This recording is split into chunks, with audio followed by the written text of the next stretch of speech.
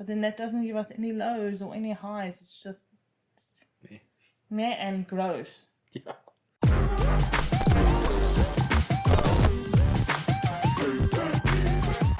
Hi, this is Mass Rundown. If you've been enjoying our videos, subscribe and hit the like button down below.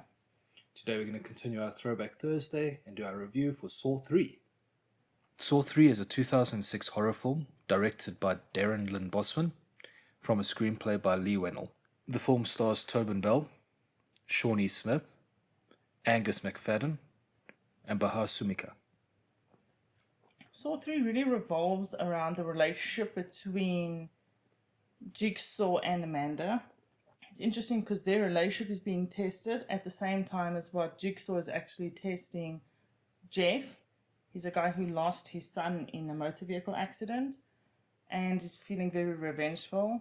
Jeff has essentially lost all will to live, all cares. He doesn't really care about his wife anymore. He doesn't really care about his daughter anymore. He just wants to get revenge on anyone who played a role in his son's death and the aftermath of it. So looking at the themes, once again we're looking at revenge. This franchise seems to like these themes of revenge. It's always been Jigsaw's doctors or Amanda's cop that arrested her. So it's always been very related. It's always been out for revenge. And Jeff, stuck in the traps, is out for revenge. And Jigsaw, ironically, is trying to teach him the value of not going out for revenge. It's quite ironic because throughout the whole series it's all been about revenge. And now somehow Jigsaw's trying to find forgiveness in his final moments. And I thought it was interesting in the movie, they actually told us that he had a frontal lobe tumor, which makes sense because his behavior would be affected severely by it. So to him, he thinks he's helping people because his frontal lobe, which is responsible for your personality, judgment, morality, decision-making, is affected. And so having a tumor there means that, he's going to be thinking a little bizarrely. So his behavior in the past two movies that I was quite irritated by actually makes sense. Yes. So this is a little bit of spoilers if you haven't watched Saw 3 yet. I also thought it was very interesting that Jigsaw was trying to test Jeff and get Jeff to forgive people for his son's death, because he was doing the same thing with Amanda. He was trying to get Amanda to realize that life is not only about revenge, that she needs to start forgiving people so he could forgive her because she broke a lot of his rules. Yes. Because in the beginning of the movie, you see that she doesn't let anyone escape their traps anymore. They are basically unbeatable, which completely breaks the whole point of Jigsaw's weird morality. Because if you play by the rules, you get out. Yes. So Amanda's been rigging the traps so that they're unescapable. I think it's because she's jealous. She kind of seems like she's the only one who deserves to be alive, and she doesn't want Jigsaw to find another prodigy. Yeah. So it's like Jigsaw has this father-daughter relationship with her, or at least a mentor-mentee relationship with her, and is also trying to forgive her and teach her for forgiveness while he's actually trying to teach Jeff to forgive. Yes. So looking at the good, in general, the editing of the movie was much better. The cuts were better. The transitions were better. It was a better viewing experience. I also like the fact that Amanda and Jigsaw's relationship was explored a little bit deeper.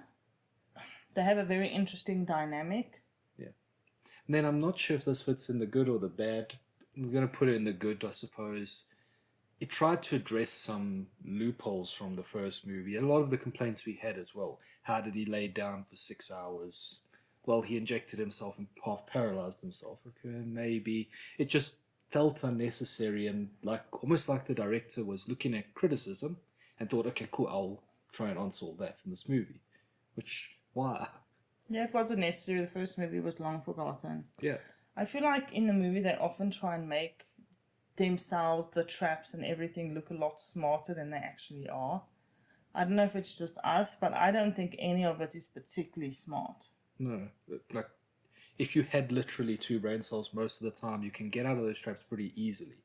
It also makes me wonder sometimes, did Jigsaw measure his arm? Because everything was just out of his reach. So like he knew exactly how long his arm was all the time. So you grab a shoe and you hook it or something. There's like 100 things you could do all the time. But they don't do it. It's very weird. Like with the hooks in the factory where that woman is busy freezing to death. If he had taken one of those hooks and grabbed the key, there was no need for him to hurt himself, and he could have saved her very easily. That takes us nicely into the bad, which I think my biggest criticism was of Jeff himself. He was just so unwilling to be helpful and so bitter that he couldn't even help people and save people that were tangentially linked to his son's death. Yeah. He literally went out of his way to be as unhelpful as possible. And as slow as possible. It's just bizarre. I don't know how you can watch someone suffering like that and still take so long. How do you get pleasure in that? I think a lot of the traps were also a bit too gruesome. They got very gruesome this episode. I couldn't even watch some of them, especially that rack trap where they're twisting and breaking the bones and stuff. I literally had to stop watching, and I started watching once that was done. I just don't find enjoyment in watching people suffer, even if it's pretend on movies. So I don't know if that's just me. I think it is, because a lot of other people enjoy the movies because they are these gruesome torture porn movies. And for me, it's just, I struggle. Yeah. The pace of the movie was also really slow. The first 20 minutes were basically recapping and finishing off some loose ends from the previous movies. Yeah. Which I didn't really think was necessary. And then towards the end of the movie, it was also just, why? I really got bored. It was a bit of a tedious watch. Like, you could have cut 20 minutes out of there easy and nobody would have minded. Yeah. And I think that was largely down to the exposition, because they tried to explain everything. And explaining everything takes so much time, and it gets so dull after a while. And so you've got these gruesome traps and then long-winded talking and explaining. Gruesome trap, long-winded talking and explaining. It's just not fun, actually. Especially in the end, they like recapped the whole entire movie. Like, we weren't watching and didn't notice all the little things. It's because I wanted to prove just how smart they were and how smart the movie was. And I just felt like, okay, we're not that stupid, thanks. It just occurs to me that it actually makes sense now. What? Why the traps are so stupid. Because They obviously think people are that stupid. So if you can't get out these traps, you can't understand the movie. So you need the movie explained to you. Makes sense. And the acting also wasn't really great. I think from everyone, Amanda, Jigsaw, Jeff, the doctor, which actually turned out to be Jeff's wife, all of their acting was subpar. It's definitely a downgrade from the first two. And the doctor, another thing that bugged me is when he was seizing up from the pressure in his brain, she was like holding his neck straight and like trying to get him not to move. I'm like, you don't hold down a person who's seizing generally. Okay. Not like that, at least. I was like, okay, that was just bizarre, and she's supposed to be a doctor. I also felt like, once again, the characters weren't that likable. Honestly, feels like they're going out of their way to make unlikable characters. Maybe so we're not upset when they die. Maybe. But then that doesn't give us any lows or any highs. It's just meh and gross. Yeah. Overall, this should have been an upgrade. There was a lot of potential in the story. It was nice to explore the relationship between Jigsaw and his protege. It was nice to get a bit of history of Jigsaw. But it just was so slow and so tedious to watch that it wasn't an enjoyable experience at all. Yeah, I was playing with myself and I really got bored.